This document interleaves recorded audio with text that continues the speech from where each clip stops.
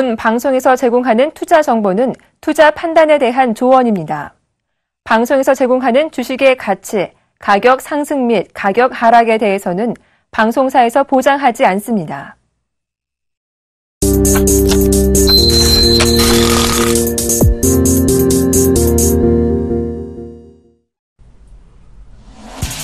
안녕하세요. 오늘장 내일장의 김보람입니다. 간밤 미국 증시가 크게 올랐었죠. 고용지표도 성적이 좋았고요. 그리고 유가도 반등하면서 호재가 많았습니다. 이러한 분위기 이어받으면서 국내 증시도 외국인들의 매수 속에 출발은 상승으로 출발했습니다. 하지만 오후가 가까워지자 외국인들이 매도 물량을 늘렸고요. 오늘 장에서는 연기금이 뒷받침해주지 않자 상승폭을 줄이다가 현재 코스피는 보합권 혼조 흐름을 나타내고 있습니다. 내부적으로는 실적 시즌이라는 부담도 작용하고 있는데요. 실적을 발표하는 기업들의 성적이 대부분 서프라이즈보다는 쇼크에 가깝기 때문에 시장의 상방을 제한하는 부담 요소로 작용을 하고 있습니다. 오늘 실적을 발표한 기업 가운데 KT는 지난해 적자 전환했다는 소식에 닷새째 주가가 약세를 보여주고 있고요. 어제 장 마감 이후에 실적을 발표한 포스코는 어닝 쇼크에 오늘 6% 가깝게 내리고 있습니다. 또 한 가지 삼성중공업도 거의 4% 넘게 어닝 쇼크로 하락하고 있는데요. 1월의 마지막 거래일입니다. 양시장 분위기 확인해 보겠습니다. 네, 먼저 코스피입니다. 현재 코스피는 1950선 걸려있죠. 0.03% 정도 하락 중입니다. 일중 흐름 체크해 보겠습니다. 1960을 한 번에 회복해주면서 1964포인트의 상승 출발했습니다. 이번 주 지난 나흘 동안 강하게 매수하던 연기금이 오늘은 매수하지 않고 또 외국인 쪽에서 매도 물량을 늘려가자 상승폭을 줄이다가 보합권 혼조 흐름을 보여주고 있는데요. 1950선 중심으로 등락이 반복되고 있습니다. 수급 자세하게 체크해드리겠습니다. 외국인 쪽에서 450억 원 정도 매도하고 있습니다. 어제 2천억 넘게 팔았다는 점을 감안하면 매도 물량은 줄었는데요. 하지만 연기금이 조금 걱정입니다. 매수 물량이 대폭 줄었습니다. 현재 한 30억 원 정도만 사주면서 기관 쪽에서는 1,100억 원 정도 매물이 출회되고 있는데요. 이 가운데 투신 쪽에서 매물이 1,400억 원 가까이 나오고 있습니다. 개인이 오늘장 사주면서 지수의 낙폭을 그래도 제한해주는 모습이라고 볼 수가 있겠는데요. 개인이 이틀째 매수해주고 있습니다. 매수 물량이 현재 1,700억 원 정도 유입 되고 있습니다. 이어서 코스닥도 확인해 보시겠습니다. 현재 코스닥은 589포인트 가리키고 있습니다. 0.5% 정도 하락 중인데요. 일중 흐름 체크해 보죠. 오늘 출발은 600선에 더 다가서면서 591포인트에 출발했습니다. 장중 고점도 더 높여서 597포인트 다가가기도 했었는데요. 외국인과 기관의 매도에 하락 전환해서 현재는 590선 부근에서 크게 벗어나지는 않는 모습입니다. 수급 상황 체크해 보겠습니다. 마찬가지로 코스피와 비슷하죠. 수급은 외국인 기관 매도에 개인만 매수입니다. 외국인이 190억 원 정도 팔고 있고요. 기관 쪽에서 현재 240억 원 정도 팔고 있습니다. 개인만 사주고 있는데요. 470억 원 정도 매수 물량 유입되고 있습니다. 네, 양시장 분위기부터 체크해봤습니다. 이어서 저희가 오늘 준비한 내용 화면으로 먼저 확인해 보시고요. 오늘장 내일장 본격적으로 출발하겠습니다.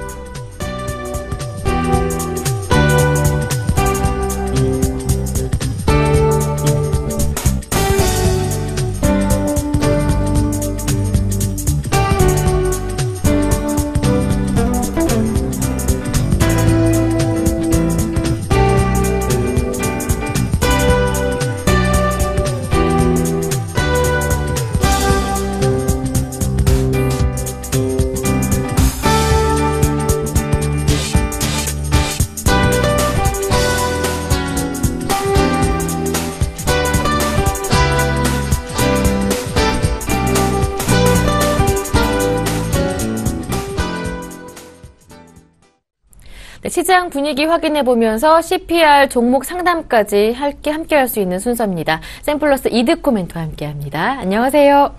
반갑습니다. 네, 미국 증시 앞서 상승으로 마감됐지만 국내 증시는 상승폭을 뚜렷하게 유지해주지는 못하고 있는 모습입니다. 1월의 마지막 거래에 조금은 아쉽지 않을까 생각이 드는데요. 그래도 1월 한 달 살펴보니까 코스피는 한 2% 가깝게 올랐었고요. 코스닥은 8% 넘게 올랐지요. 1월 한 달에 대한 평가도 부탁드립니다. 네, 정말 좀 시간이 정말 빠르게 가는 것 같습니다. 벌써 1월 마지막 주 30일인데요. 일단 1월에 이제 지수 상황들 지속적으로 우리 CPR에서 이제 말씀드리고 있는 지수 시나리오대로 흘러가고 있는 그런 모습이겠죠. 고용지표 호재와 더불어서 어제 이제 국제유가의 상승으로 인해서 다우지수 한 200포인트 넘는 그런 상승이 좀 나와주면서 그제 급락했던 다우지수의 되돌림이 바로 나오게 되는 이런 모습. 결국 현지 구간 국제유가도 그렇고 글로벌 증시 자체도 어떤 유럽의 QE 양적 완화 결정이라든지 어제 발표된 FOMC 이후에 이제 큰 재료들이 없는 그런 가운데서 지난번에 말씀드렸던 것이 국제유가의 상승으로 인해서 다우지수가 상승 가능한지 여부를 우리가 유심히 반드시 봐야 된다라고 좀 말씀드렸던 것을 기억을 좀 하실 겁니다. 그런데 이제 어제 국제유가의 상승 그리고 고용지표로 인해서 오늘 우리 증시도 영향을 받는 그런 모습이었죠. 정확히 저점 포인트들 1880포인트부터 오늘의 이제 고점 1월 말의 고점이라고 볼 수 있는 1964포인트 정도까지의 일단 오늘 같은 경우에는 정강 후약의 패턴으로 현재 저항벽이 조금은 있는 그런 상황이지만은 결국 우리가 이제 생각을 해보면은 고점들을 높이고 상승하는 이런 모습에서 지속적으로 좀 알 수 있듯이 최근에 연속적인 다우지수의 급락에도 불구하고 우리 지수에 큰 영향이 없었던 하락에 대한 어떤 결과이지 않나. 결국 이제 눌림 매수의 관점. 우리가 이제 크게 겁먹지 말고 어제도 좀 말씀드렸던 것들이 큰 틀에서 접근해야 된다라고 좀 말씀드렸던 것 같은 이치가 아닌가. 오늘도 조금은 생각이 좀 드는데요. 자, 이제 중요한 건 이제 얼마 간다가 이제 중요한 게 아니라, 우리 CPR 통해서 지수 포인트를 얻어가셔서 1880포인트에 매수하셨던 투자자분들. 이제는 어디까지 상승이 가능하냐. 결국 이제 1980포인트에서 정리를 할 것이냐, 물량을, 아니면 순환매 차원에서 포트를 한번 갈아낄 것이냐, 우리가 그것에 대해서 조금 초점을 맞추는 것이 현지구간부터는 조금 현명할 것 같습니다. 당시 조금은 남들보다 빠르게, 기관보다 빠르게 접근해야 되는 그런 부분들이기 때문에 어제도 말씀드렸던 순환매적인 패턴들, 그동안 상승했던 이제 조선정유 화학 섹터들의 조정폭들, 글로벌 증시와 유가의 하락에도 큰 폭의 하락보다는 소폭, 오히려 조정 후에 플러스권으로 마감했던 섹터와 종목들이었기 때문에 오늘 오히려 뭐 SOE라든지 SKC 결국 오늘 시초가부터 오전장에 하락 출발했었던 이후에 재차 상승하는 이런 패턴들로 봐도는 지속적인 이 조선 정유 화학 섹터들에 대한 관심은 지속적으로 1980선까지는 가져가 보는 것이 유효하다. 결국 상승과 하락은 어느 정도 지수도 그렇고 있겠지만은 중기적인 포지션으로 우리가 접근하는 게 현명하다라고 좀 말씀을 드리겠습니다. 자, 이제 순환매적인 측면들 같은 경우에는 어제 좀 말씀드렸던 것이 1880에서 1980포인트 밴드가 이제 큰 틀이 되어 있고요. 작은 틀에서 보면 어제 이제 순환매로 작용하고 있다라고 좀 말씀드렸던 뭡니까? 현대차. 어제 이제 순환매로 작용하고 있다라고 말씀드렸던 현대차를 비롯해서 자동차주들. 그동안에 이제 지수 상승 시에 상승을 못했던 섹터와 이제 종목들에 대한 상승세가 오늘 같은 경우에도 이어지고 있는 그런 모습이기 때문에 그 안에서 답을 찾으면은 지수 1980선까지의 상승이 나올 때까지 어떤 그 순환매로 작용했던 섹터들에 대한 상황은 어느 정도 읽을 수 있지 않나 싶습니다. 자, 코스닥은 계속적으로 이제 변동성이 심해질 것이다라고 좀 말씀을 드렸었죠. 이제 오늘 같은 경우에도 한 0.6%, 5% 정도 쉬어가는 그런 흐름인데, 코스닥은 이제 계속적으로 좀 말씀드리지만은, 현지 구간, 상승하는 종목들을 좀 따라잡았다가는 크게, 좀 낭패를 볼 수가 있는, 그런 구간이고, 변동성이 커질 수가 있습니다. 지금, 차트를 좀 보시더라도, 지금 이 격간의, 지금 상승 각도가 520포인트부터 597포인트, 오늘 고점까지의 이 상승 각도가 지금 굉장히 큰 그런 상황이기 때문에, 하락이 나왔을 때는 상승한 만큼의 어느 정도 하락폭이 깊을 수 있다는 점 참고를 하시면 좋을 것 같고요. 일단은 내 종목에 대한 점검, 매수할 때도 현재 상승하는 종목을 따라잡는 건 아닌지 바닥인지 반드시 확인하셔서 대응하셔야 된다라고 좀 말씀을 드리겠습니다. 자, 해서 이제 지수 1980포인트까지 가기 위한 연속성이 오늘 오전차까지 이어지고 있는 상황에서 코덱스 레버리지, 자, 코덱스 레버리지를 한번 체크를 좀 해보도록 할까요? 자, 코덱스 레버리지를 들고 계신 분들 좀 많은 걸로 알고 있는데, 자, 코덱스 레버리지를 딱 보시면은 보이시는 패턴들이 바닥권에서 다중바닥을 현재 형성하고 있는 측면들이 조금 보이실 겁니다.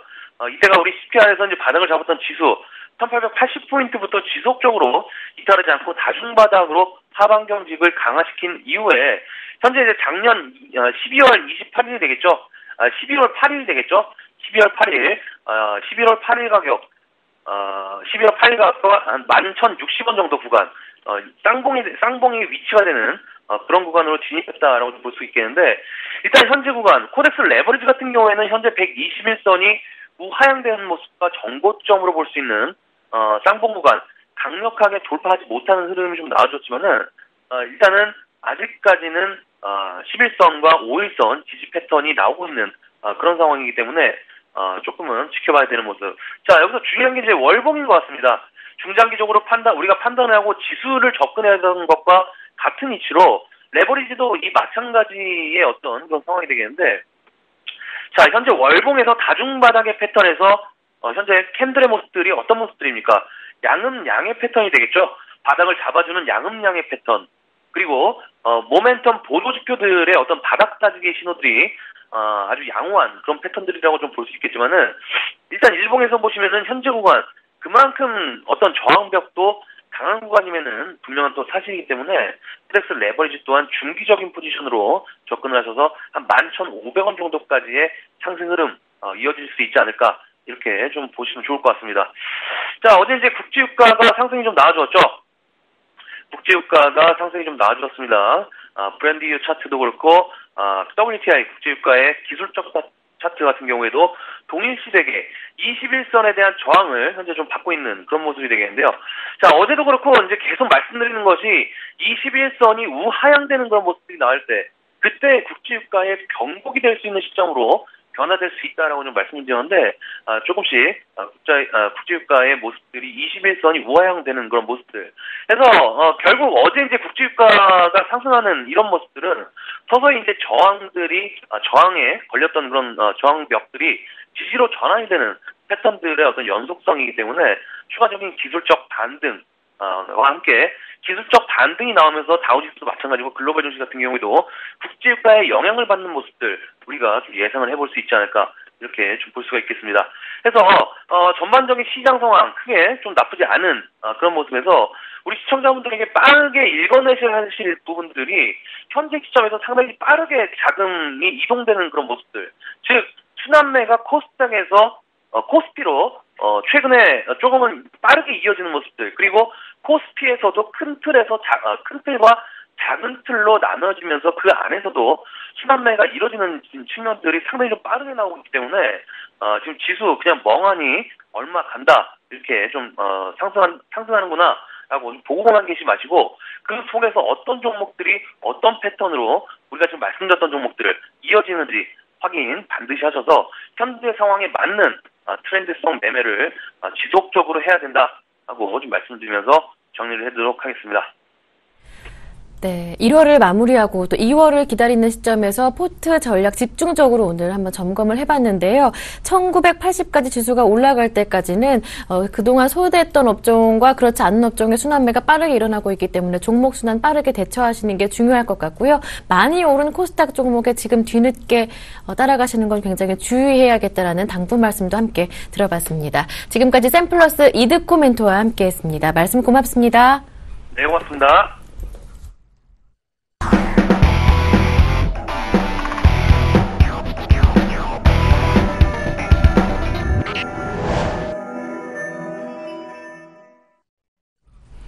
네, 애널리스트에게 듣는다 시간 함께하겠습니다. 오늘 이 시간은 대신증권의 최진 연구위원과 함께합니다. 안녕하세요. 예, 안녕하십니까. 네, 1월 마지막 거래일입니다. 1월을 무겁게 했던 대외 변수들은 대강 마무리가 돼가는 모습이지만 그렇다고 해서 이 대외 변수들이 2월에 모두 해결되느냐, 그것도 아닙니다. 그런 가운데 실적이라는 내부적인 변수가 작용도 하고 있는 국내 증시인데요.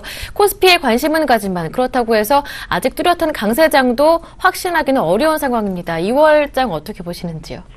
예, 뭐 사월 말에 현재 반등한 미국 증시의 영향을 받아서 국내 증시는 일단 상승 출발을 보였었는데요. 일단 장중 상승폭이 축소된 가운데 현재 코스피 같은 경우 1950선에서 보합권 등락을 유지하고 있습니다. 상대적으로 국내 외국인들의 매물 압력은 다소 축소되었지만 매물 나흘 연속 이어지던 연기금의 매수 강도가 줄어든 점도 국내 증시의 추가 상승 동력을 둔화시키고 있는 상황이고요. 이처럼 국내 증시의 상승 탄력이 여기에서 추가적으로 탄력적이기 힘든 상황은 아무리 봤어도 국내 기업들의 실적 발표가 이어지는 가운데 낮아진 눈높이를 맞추지 못하고 있는 것도 요인도 있는 것 같습니다. 특히 금일 같은 경우 시장이 예상 실적 대비 부진한 실적을 발표한 포스코와 삼성화재 같은 경우 약세를 보이면서 국내 증시의 상승 탄력이 다소 둔화되는 모습이고요. 이번 주 국내 기업들 28일까지 발표했었던 27개의 기업들의 실적을 보면은 컨센서스 대비 10% 이상 실적이 둔화된 기업이 17개나 되면서 여전히 국내 기업들의 실적 부진이 국내 증시에 부담이 되고 있습니다. 다음 주 같은 경우에서도는 국내 은행 업종들과 정유 업종들의 실적 발표가 이어질 것이라는 점에서 여전히 실적에 대한 불안감은 남아있다고 볼 수 있을 것 같습니다. 지난주 이후에 유럽 ECB의 QE 발표와 더불어서 각국들의 금리 인하 분위기 그리고 FOMC 이후에 금리 인상 시점이 다소 늦춰질 수 있다는 기대감이 글로벌 유동성에 대한 기대감으로 이어지면서 1950선대까지 이어져 왔는데요. 하지만 일단은 추가 상승을 위해서는 국내 기업들의 실적 발표가 좀 더 마무리되는 것을 판단하셔야 될 것으로 보고 있습니다. 네. 네, 그렇다면 전략을 어떻게 세워봐야 할까 궁금합니다. 코스닥은 과열권이라 불안하다. 코스피는 아직까지 대형주 접근하기에는 약간은 미심쩍은 부분이 있다라는 지적이신데 그렇다면 전략은 어떻게 세워야 할까요?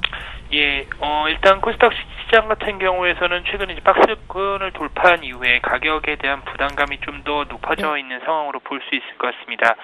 최근 1월, 12월 후반에서 코스닥 증시의 상승 요인들을 살펴보면 거래소 기업들의 실적 발표 이중에 실적 이슈를 피해갈 수 있다는 점과 연초 정부 정책에 대한 기대감 등이 작용하면서 상승세를 보여왔는데요. 최근 코스닥 시장을 살펴보면 개인주 등을 포함해서 상승 탄력이 다소 둔화되고 있고요. 상승에 따른 피로감도 여전히 나타나고 있는 것으로 보여지고 있습니다. 또한 거래소 대형주 같은 경우에서도 일단은 2월 초반까지는 좀 더 이어질 수 있다는 점에서 봤을 때는 이런 점에서 좀 더 자유로울 수 있는 거래소 중소형 종목군들에 대한 시장의 관심이 모아질 것으로 보여지고 있습니다. 네, 대외 불확실성은 여전히 완전히 걷어지진 않은 상황에서 낮아진 기대치도 맞춰주지 못하는 실적까지 공개되면서 대형주로의 적극적인 접근은 아직은 아닌 것 같다라는 말씀이시고요. 거래소 쪽에서 중소형주로 대응해 보신다면 그래도 부담이 덜하지 않을까라는 전략까지 들어볼 수 있었습니다. 지금까지 대신증권의 최진 연구위원과 함께했습니다. 고맙습니다. 네, 감사합니다.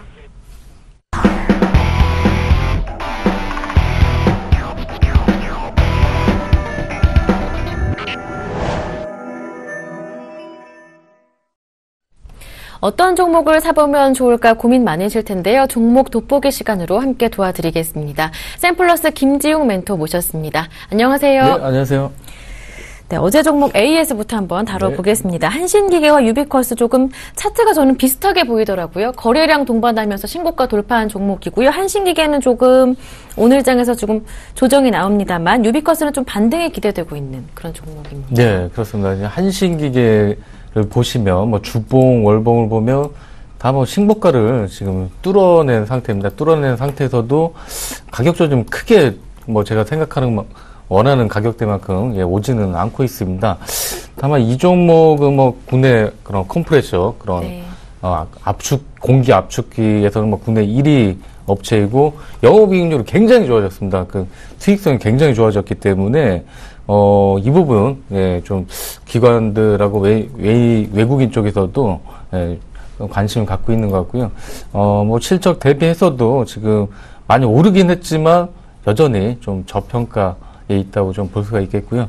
목표로 했던 2,200원까지는 무난하게, 예, 갈 수 있을 거라고 보기 때문에, 살짝 지금 음봉 기록할 때, 예, 서서히 좀, 예, 매수량을 좀 늘려가시면 예, 좋은 성과 기대가 되고요. 그리고 유비쿼스도 마찬가지입니다. 이 종목도 예, 신고가 종목이죠. 신고가를 뚫은 다음에 지금 한번 좀 주춤거리는 그런 상황인데 실적이 굉장히 뭐 그냥 말도 안 되게 좋을 거고요. 올해 뭐 기가바이트 인터넷의 가장 뭐 대표적인 수혜주로서 이 회사는 자회사 통해서 사물 인터넷 관련 장비를 SK텔레콤에서 납품을 하고 있고요.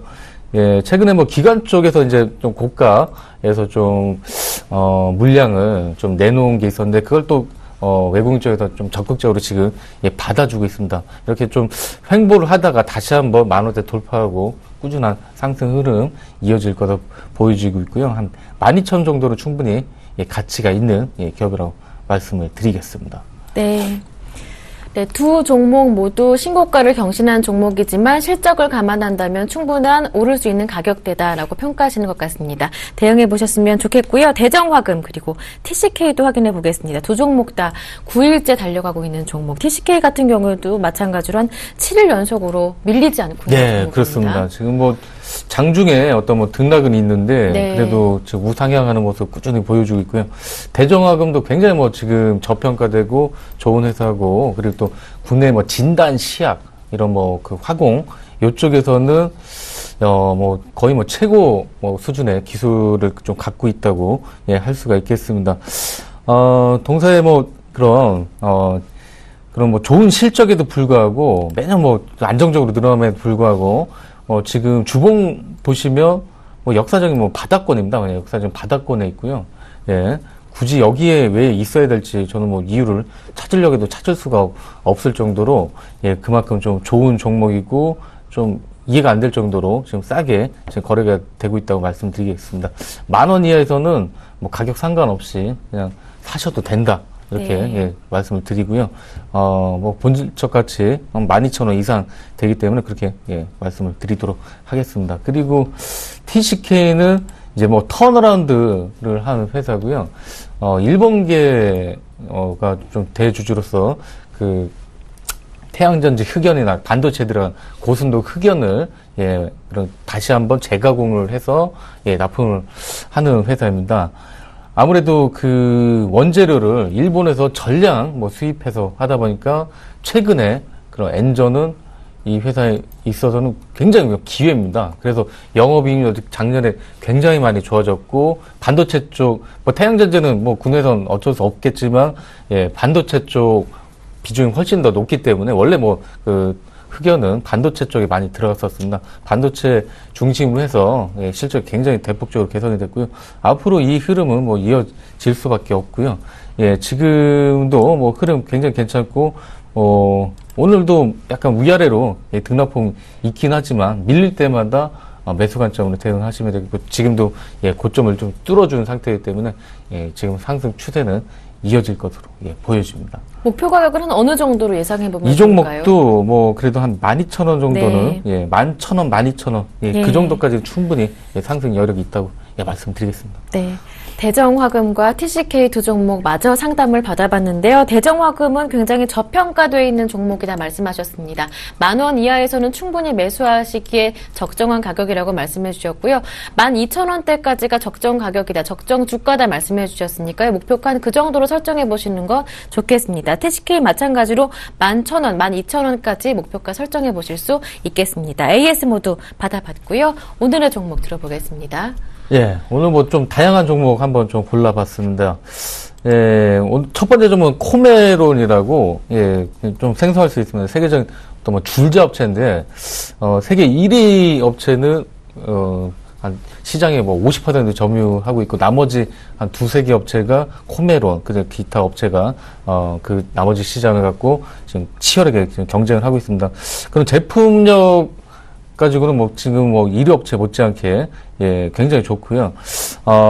그 월마트 홈센터 등 그 미국 시장 지금 진출을 해서 그 미국 시장 중심으로 지금 영업력이 굉장히 좀 넓혀가고 있습니다. 네. 그리고 지금 뭐 다 아시겠지만 미국 주택 경기도 굉장히 호황이죠. 그리고 그쪽은 뭐 통나무집이라든가 그런 목재주택 그런 뭐 DIY 본인이 직접 이렇게 뭐 그런 것들이 굉장히 발달되면서 줄자 수요가 굉장히 크고 그줄자는 한 번 더 계속 쓰는 게 아니라 한두 달 건설 현장 쓰면 이거 교체를 해야 되기 때문에 지속적으로 발생되는 그런 교체 수요가 굉장히 많이 발생되는. 예상보다 교체 시기가 좀 짧으네요. 그렇습니다. 저도 뭐 놀랐습니다. 네. 굉장히 놀랐고 예, 그 자회사 그런 통해서 예, 시몬스 IK라는 예, 자동차 부품 회사를 좀 인수를 해서 뭐 그 수익은 많이 나진 않지만 예, 거기에 좀 그런 남는 그런 어떤 유보금을 활용을 해서 신사업에도 뭐 적극적으로 뛰어들고 있고요. 뭐 오늘 좀 많이 어제 분석했을 때 비해서 좀 오르긴 했는데 지금 뭐 전고점을 좀 트라이하는 그런 상황이 있는 것 같습니다. 바로 뚫고 가기보다는 한번 좀 주춤거릴 때가 있을 겁니다. 그러니까 5일선 정도 한 6,000, 한 5,600원 정도 오면 그때 한번 예, 매수에 적극적으로 좀 가담하시면 될 것 같고요. 예, 목표 주가는 뭐 6,500원 정도 기준으로 했을 때는 7,500원, 8,000원. 지금 좀 많이 올라와서 제가 생각보다 좀 많이 올랐습니다. 그렇기 때문에 지금 좀 보수적으로 예, 밑에서 좀 사는 전략으로 예, 가도록 하겠습니다. 그 다음 종목은 예, SFC라는 종목입니다. 이게 태양전지 백시트 업체인데 뭐 느닷없이 태양광 뭐 이쪽이다 보니까 좀 생소할 수도 있겠습니다.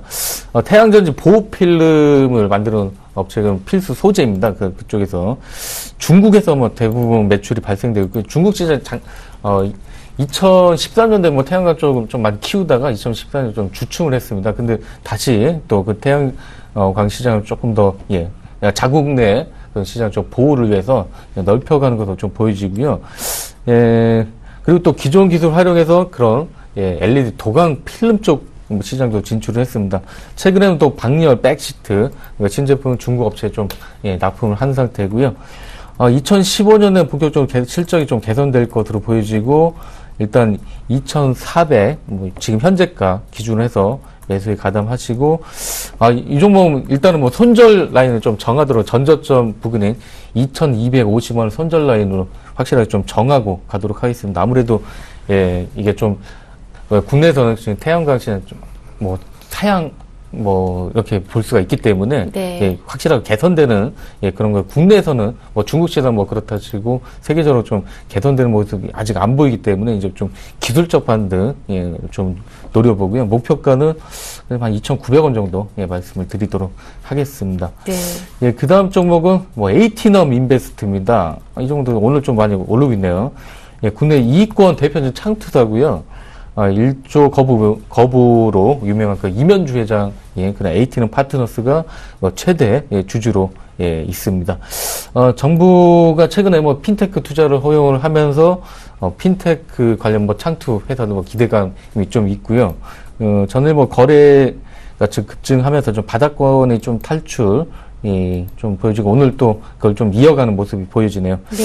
뭐 예상되는 뭐 가격대는 뭐 1,500원 정도 했었는데 이미 좀 많이 좀 오른 상태라서 예, 뭐 따라가진 않겠습니다. 예, 따라가진 않고 이 종목 워낙 또 예, 왔다리 갔다리 하는 그런 예, 종목이기 때문에 좀 변동성이 굉장히 예, 큽니다. 그래서 1,500원 정도 근접하면 그때 매수 관점으로 보시고 손절가는 또 300원대 예, 정해드리도록 하겠고요. 목표 주가는 1,500원 매수 성공했을 때는 1,900원 정도까지 한번 예, 기대를 해봐도 괜찮을 것 같습니다. 일단 뭐 실적은 좀 나오는 회사니까 그렇게 크게 뭐 무리는 없다고 보여지고요. 예, 그 다음 종목은 예, 프로텍입니다. 프로텍. 이건 뭐 한 2주 전에 한번 좀 했었던 종목인데 반도체 생산용 장비 뭐 전문 업체로서 뭐 디스펜서 그쪽 뭐 장비 국내 생산업체 중 유일하게 해외 뭐 진출해 뭐 대만 쪽이나 이런 쪽 예, 중국 쪽으로 예, 진출을 성공을 했고요. 자회사로 뭐 한국 부품 제조 회사도 보유를 하고 있고 일단 뭐 2014년 실적이 뭐 50% 이상 2014년도가 50% 이상 성장했음에도 불구하고 지금 주가가 뭐 거의 그냥 주봉 보시면 그렇게 뭐 오르지도 못하고 굉장히 저평가된 상태에서 물론 뭐 최바닥에 비해서는 한 10% 정도 올라오긴 했지만 뭐 굉장히 좀 이해가 안 될 정도로 지금 거래가 되고 있는 그런 종목 중에 하나고요. 이 정도는 뭐 그냥 반도체 일반 업종 뭐 보통 뭐 10배에서 12배, 13배 이렇게 쳐줘야 되는데 딱 그 정도만 감안했을 때도 목표 주가를 한 15,000원 정도로 예, 적용을 할 수가 있습니다. 그만큼 지금 저평가됐다고 말씀을 드리겠고요. 올해 뭐 작년 실적 좋아졌고 올해 나빠질 이유가 전혀 없음에도 불구하고 예, 동종목 이런 종목은 뭐 결국에는 재가치를 좀 찾아갈 것이라고 보여지고요. 지금 쌀 때 좋은 매수 기회라고 말씀을 드리겠습니다. 네, 네 종목 다 전략을 세워봤습니다. 언제든지 홈페이지 들어오시면 VOD 통해서 전략 다시 한번 확인해 보실 수 있으니까요. 이 점 꼭 참고하셨으면 좋겠습니다. 네, 지금까지 샘플러스 김지용 멘토와 함께했습니다. 고맙습니다. 네, 감사합니다.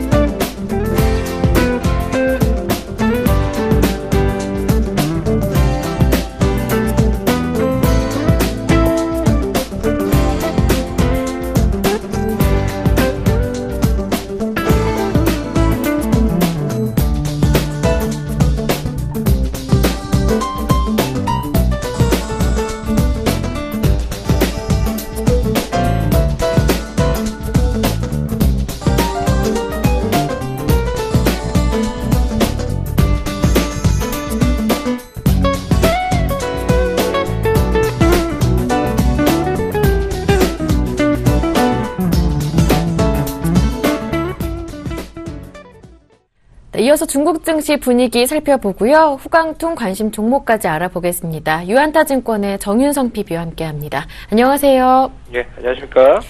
네, 잘 나가던 중국 증시 조정 국면이 한 나흘 연속으로 이어지고 있습니다. 오늘도 상승 출발은 했지만 또다시 한 1% 정도 밀리고 있네요. 예. 우선은 그 상해 종합지수가 상승과 하락에 대한 움직임을 보여주다가 조금씩은 옆으로 횡보하는 모습을 좀 보여주고 있습니다. 그동안 급하게 올라갔던 그런 속도를 어느 정도 조절을 하고 있고요. 특히나 정부에서는 계속적으로 보험회사, 증권회사, 은행에 대해서 어떤 리스크 규제를 계속적으로 하면서 조금은 쉬어가는 그런 모습을 보여주고 있습니다. 하지만 시장에서는 수급적으로 계속 들어오고 있기 때문에 정부에서는 조금씩 쉬었다 가려고 하고 시장에서 들어오는 돈도 계속적으로 있기 때문에 그런 부분으로 인해서 어떻게 보면 5일선 또는 21선의 지지선을 맞잡으면서 정리열을 계속 그런 모습을 보여줄 것으로 보여주고 있습니다. 오늘 오후장 들어서면서 조금씩은 플러스권으로 돌아서는 업종들이 조금씩 눈에 띄는데요. 우선 대기오염, 특히나 친환경 쪽은 계속 강조를 드렸었지만 최근 들어서 오르는 종목이 많이 없는데요. 그중에서 다용코 친환경 쪽이 가장 좋은 모습 보여주고 있습니다. 중전 원달 3.9%, 용정 환경보호 2% 올라가고 있고요. 또한 유틸리티, 특히나 어제 그저께 계속 전력 쪽 계속 말씀드리고 있지만 전릉전력, 중경수도그룹, 심천가스, 한남환경 모두 2%대에서 3%대의 강세 움직임을 보여주고 있습니다. 부동산 쪽 특히나 보리부동산 그동안 낙폭이 컸었는데요. 오늘 2.5% 되돌리는 모습이고요. 금지그룹, 황하, 행복부동산 1%대의 강세 움직임이 있습니다. 이와는 반대로 지금 실크로드 관련주들 그동안 대장주로서 움직였던 중국 북차와 남차가 크게 하락을 하고 있습니다. 그러다 보니까 시장에서도 가장 강했던 종목이 밀리면 이거 어떻게 그 시장 전체적으로 좀 방향성을 돌리는 것이 아닌가 하는 또 부담감이 있을 수가 있는데요. 오늘 좀 그런 부담감은 작용을 하고 있습니다. 중국 북차 남차 모두 6%에서 7%가 밀리고 있고요. 그러다 보니까 그 밖에 실크로드 종목인 중국 철도건설, 중국 교통건설, 중국 중철 모두 4%대의 하락의 움직임을 보여주고 있습니다.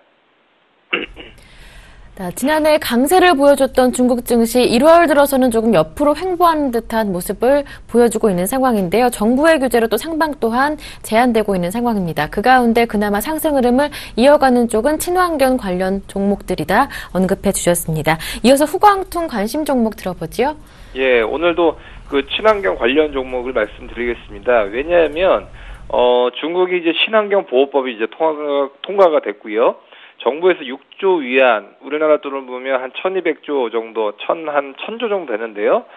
이 정도의 돈을 환경오염 개선 예산 비용으로 쓸 것으로 보여지고 있기 때문에 여기 관련된 종목들 중에서 친환경 쪽, 또 그 중에서도 가장 대표적인 종목이 무난할 것으로 보여지고 있습니다.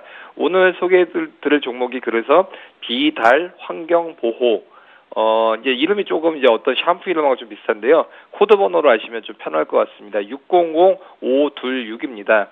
이 기업 같은 경우는 대기오염 제거 장비 선두 기업이고요.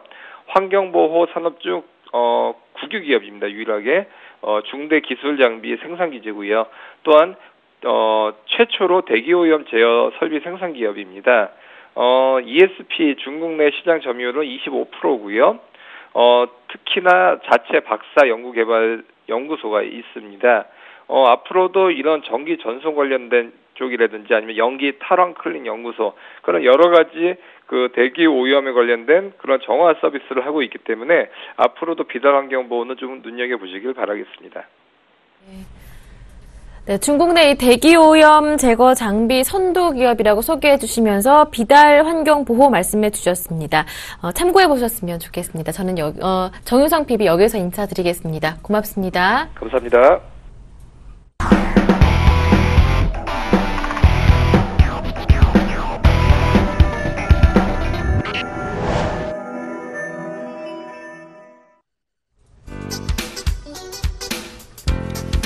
안녕하십니까, 김선재 멘토입니다. 자, 시장 분위기는 그냥 그렇습니다. 어제 조정이 좀 나왔고 오늘도 조정이 나왔는데 또 큰 폭은 또 아니에요.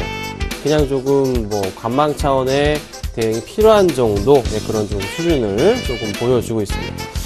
자, 오늘 1월 마지막 거래일입니다. 다음 주 월요일부터는 2월입니다. 2월이 되면은 코스닥의 실적 발표가 있죠. 자, 그러면 코스닥 실적 흐름에 따라서 코스피처럼 관련주들이 요동을 칠 그럴 가능성이 높아 보입니다. 자, 그래서요, 코스닥 실적 장세에 대해서 조금은 조심해보자라고 제가 말씀을 좀 드려볼게요. 자, 어떤 종목들이 실적이 잘 나올까? 계속 제가 말씀드리고 있는 반도체 장비, 반도체에 관련한 종목들은 정말 잘 보셔야 됩니다. 실적이 잘 나올 것이고요. 화장품 몇 다 잘 나올 거고, 그리고 또 뭐가 잘 나올까요? IT 관련주들 실적도 볼만하겠죠. 요 정도까지만 현재로서 말씀드릴 수 있을 것 같네요. 자, 그 외에는 개별주 성향이 강한 종목들 위주로 한 상승은 이끌 건 분명한데, 계속 말씀드립니다. 춘절 관련주 좀 보셔야 될 것 같고요. 그리고 반도체 장비주 보시고, 그 다음에 여기 곁들여 실적에 곁들여서 그 다음 보셔야 될 게 오늘 가지고 나온 종목이에요. 오늘 가지고 나온 업종을 그 다음 사이클로 보시면 돼요. 주식시장은요, 1년짜리 사이클, 2년짜리, 3년짜리, 4년짜리, 5년짜리 사이클이 겹쳐서 만들어집니다. 그 사이클 내에서 현재 시점에 왔을 때는 그 다음 사이클에 해당하는 종목이기 때문에 가지고 나와봤어요. 좀 이따가 조금 소개를 시켜드리고요. 그리고 오늘 두 종목을 제가 정리할 겁니다. 두 개 합쳐서 플러스 정리가 되는데요. 조금 이따가 살펴보겠습니다. 자, 수급 백정주 보기 전에 번호 안내해드리죠. 013-3366번에 0110번입니다. 아래 번호로 연락 주시면요, 최대한 빠르게 상담 도와드리겠습니다. 자, 수급 백정주 보겠습니다. 오늘 준비한 종목입니다. SK네트워크스부터 시작해서요, 삼성증권까지요, 5가지 종목을 준비해봤습니다. 자, 첫 번째 SK네트워크스입니다. 네, 너무 잘 가서, 정말 잘 가서 가지고 나와봤어요. 그간 정말 많이 밀렸었거든요. 11월 들어서부터 그냥 주가가 내려왔었는데 1월 들어서 갑자기 1월 거의 말쯤부터 해서 주가 급등을 하기 시작합니다. 차트 볼게요. 자, 오늘 현재 10% 정도 급등을 좀 하고 있습니다. SK네트워크스 뭐 때문에 올라갈까요? 합병 이슈 이런 것들, 렌터카 이런 것들, 네, 이슈가 좋아요. 어쨌든 좋은 이슈를 받았습니다. 자, 그럼 오늘 수급이 어떻게 되냐면 외인이 12만 주, 기관이 40만 주 정도가 매수가 들어와 줍니다. 엄청난 수량인 거예요. 최근에 수급상 보자면 외인은 근데 계속 매도였는데 오늘 매수 들어와 주고, 기관이 어제에 이어서 오늘도 강한 매수를 해준다는 거죠. 최근 들어서 기관의 매수의 힘에 의해서 주가가 끌어올려지고 있었는데 외인까지 오늘 가세해버리니까 굉장히 강하게 올라갑니다. 이거 언제 팔아야 될까요? 기간 매도 나오면 팔면 됩니다. 어려운 거 하나 없어요. 기간 매도 나오면 팔면 되는데 어디를 고점으로 좀 봐야 될까요? 사실 전고점 포인트 맞고 떨어졌던 포인트가 바로 이때였기 때문에 현 구간대에서는 좀 가격 맞추기가 좀 힘듭니다. 그래서 심리적인 저항선을 볼게요. 10,000원 정도까지 1차적인 고점 포인트가 될 수가 있고 그 위로 뚫고 올라간다면 다시 11,000원이 되겠죠. 그래서 현재로서는 따라가긴 애매하고 보유하고 계신 분들 좀 지켜보시면 될 것 같아요. 자, 그 다음 이 종목이 제일기획인데 이게 야금야금 올라가고 있더라고요. 네, 어느 순간 주가가 많이 튀어 올라갔습니다. 삼성 실적이 잘 나오니까 제일기획도 같이 따라 올라갈까요? 삼성그룹 내에 광고를 전담하고 있는 회사죠. 자, 거의 뭐 쌍바닥 확인한 이후에 주가 반등이 나오는 그런 포인트였는데요. 사실 작년에는 아시안 게임도 그렇고 월드컵도 그렇고 재미가 없었어요. 그래서 제일기획이 실적을 생각보다 재미를 못 봤습니다. 자, 근데 올해 같은 경우 이제 삼성이 좀 살아나는 모습이 다시 나오니까 그에 따른 기대감과 더불어서 또 작년만큼의 그런 최악의 실적은 보이지 않을 것이다. 그런 포인트. 근데 제일기획은 항상 짝수의 실적이 좋았습니다. 짝수회가요. 왜 짝수회가 좋으냐면 월드컵도 짝수회고요. 올림픽도 짝수회예요. 네. 그쵸? 네. 그래서 짝수회 때 실적이 되게 좋거든요. 그래서 올해 실적이 어떻게 나올지는 모르겠습니다. 뭐 큰 폭의 상승을 막 크게 급등하진 않겠지만 그래도 현 구간 때 수급 상황을 본다면 상승 그림을 그릴 가능성이 좀 있어 보입니다. 매수하신 분들 적당히 매수가 근처에 올라가서 손해 구간이 아니게 된다면 그때는 빠져나오시는 전략으로 말씀을 드려볼게요. 자, 그 다음 삼성전기가 계속 올라가요. 오늘도 4% 이제 급등합니다. 자, 삼성전기가 올라가는 이유? 당연히 삼성전자가 잘 가니까, 모기업이 잘 가니까 갈 수밖에 없는 그런 포인트가 있겠죠. 자, 실적도 어떻게 1분기도 기대감이 있으니까 주가가 올라갑니다. 계속 올라갈까요? 가능성 있어 보이네요. 자, 오늘장 수급 보니까 외인이 16만 주 매수해줍니다. 자, 그간 수급상에서 계속 끌어올리는 외인. 기간이 팔지만 주가는 어떻게? 네, 쉽사리 떨어지지 않습니다. 이 종목 어떻게 해야 될까요? 외인이 매도 처리하면 그때는 주가 어떻게 꺾일까요? 무섭게 떨어지겠죠. 당장은 아니고요. 외인 매도세가 살아있는 한 주가는 계속 어떻게 올라갈 것이다. 그렇다면은 쉽네요. 외인 매도 나오면 그냥 팔고 나오면 됩니다. 얼마나 외인이 매도 나오면 팔면 될까요? 자, 외인이 몇 주 이상? 10만 주 이상 매도 나오면 그때부터는 조금은 조심해야 되지 않을까 싶습니다. 참고 부탁드릴게요.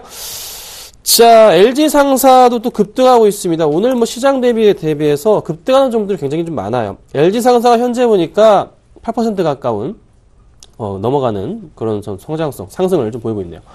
자, LG상사 어떻게 해야 될까요? 그간 좀 쉬는 듯 하다가 갑자기 탁 튀어 올라갔습니다. 차트 보죠. 자, 많이 올라갔습니다. 이렇게 올라갔어요.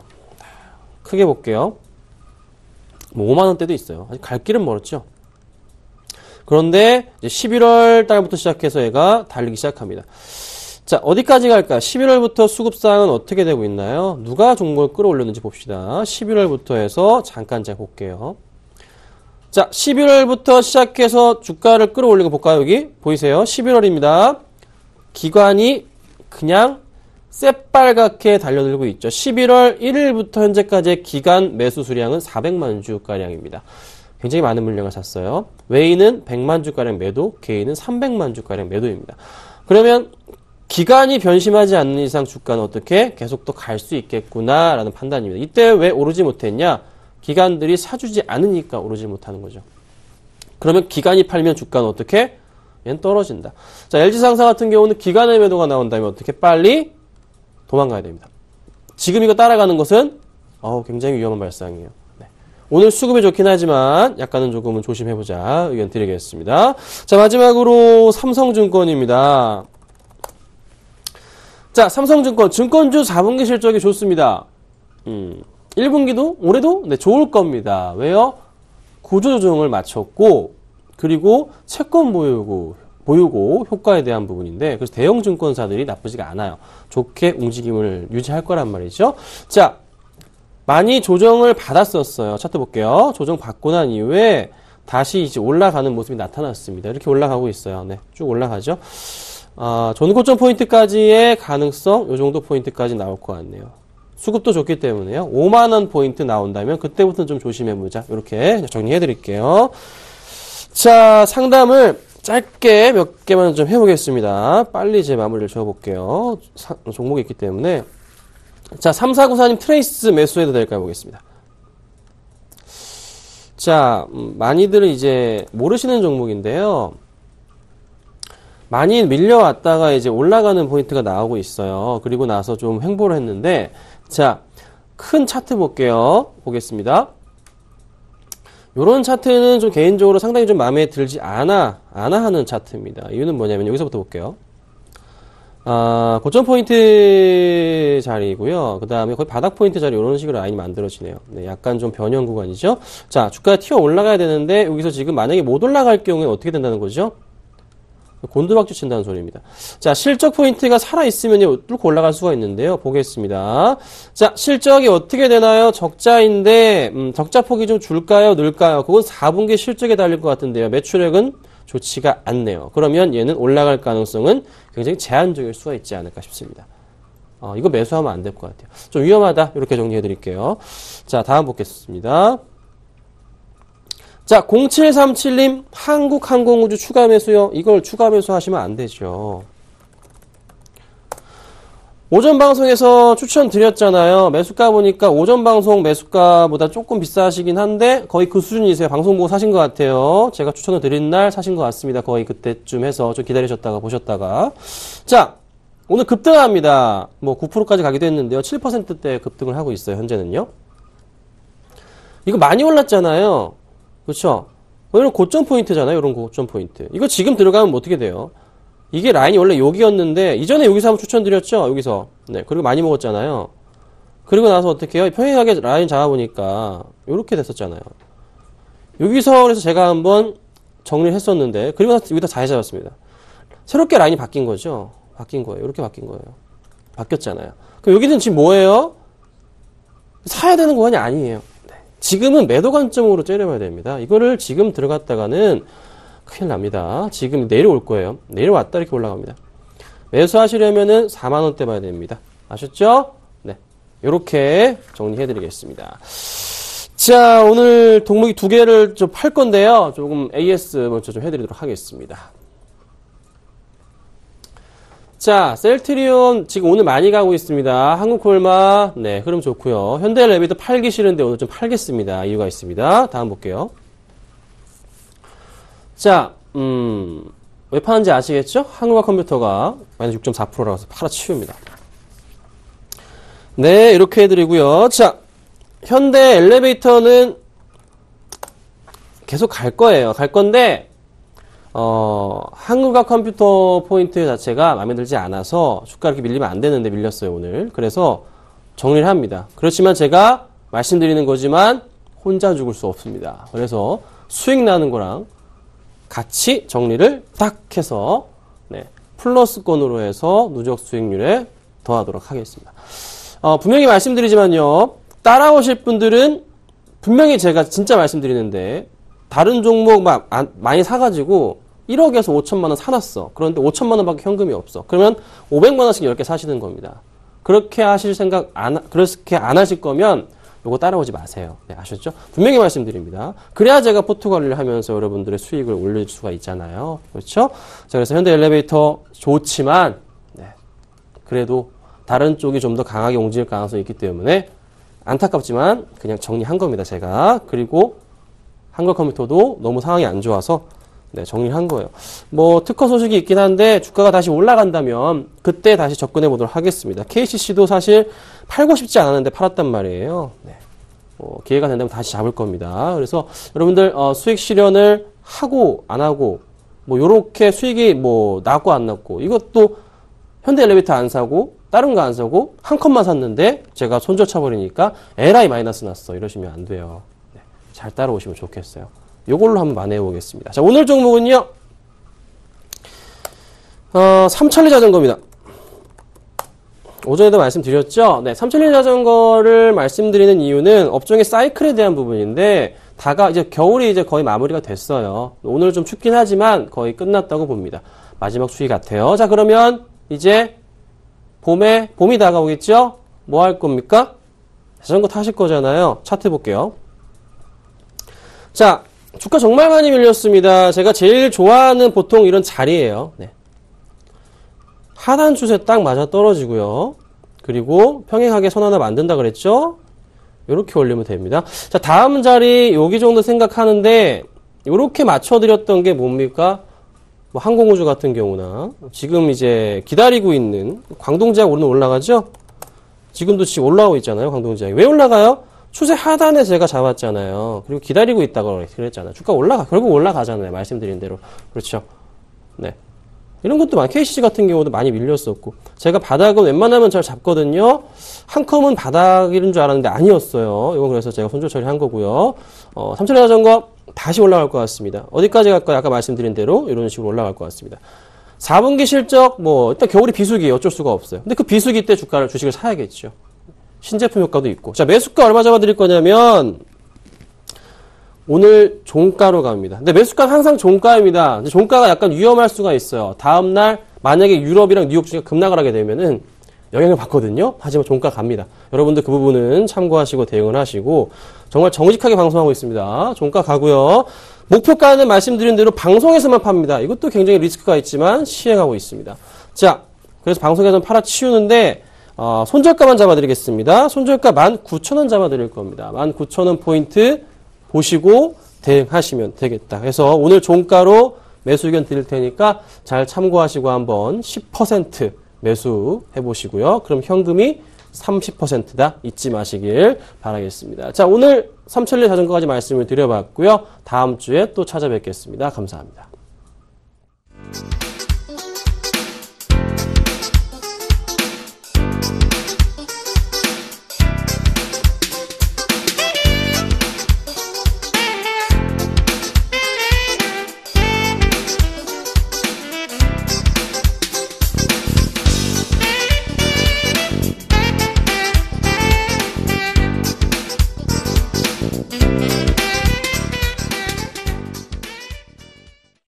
자, 1월의 마지막 거래일 마무리를 10분 남겨두고 있습니다. 코스피는 1953포인트로 2포인트 정도 어제보다 올라와 있고요. 코스닥은 592포인트로 역시 보합권에 움직이고 있는데요. 1월 한 달 동안 코스피는 한 1% 넘게 막판에 힘을 내주면서 상승했죠. 2월에는 유가나 환율의 변동성, 미국의 금리 인상에 대한 우려감, 그리스의 동향 등 대외 변수에는 어느 정도 내성이 쌓일 수는 있겠지만 영향권에 여전히 남아있는 만큼 관망세가 나타나지 않을까라는 게 전문가들의 의견이었습니다. 네, 코스닥은 1월 한 달 동안 많이 올랐죠. 9% 가깝게 올랐습니다. 그렇기 때문에 2월에는 조금 상승에 대한 피로감이 있을 수도 있겠다라는 게 전문가들의 코멘트였습니다. 어쨌든 2월에는요. 1월에 있었던 어깨를 무겁게 짓눌렀던 대외 변수에 대한 부담감을 한 겹은 벗어던지고 출발하게 될 것 같은데요. 여러분도 조금 더 가벼운 마음으로 2월 시작하셨으면 좋겠습니다. 저는 여기에서 인사드리고요. 2월의 첫 거래일 다음 주 월요일에 인사드릴게요. 고맙습니다.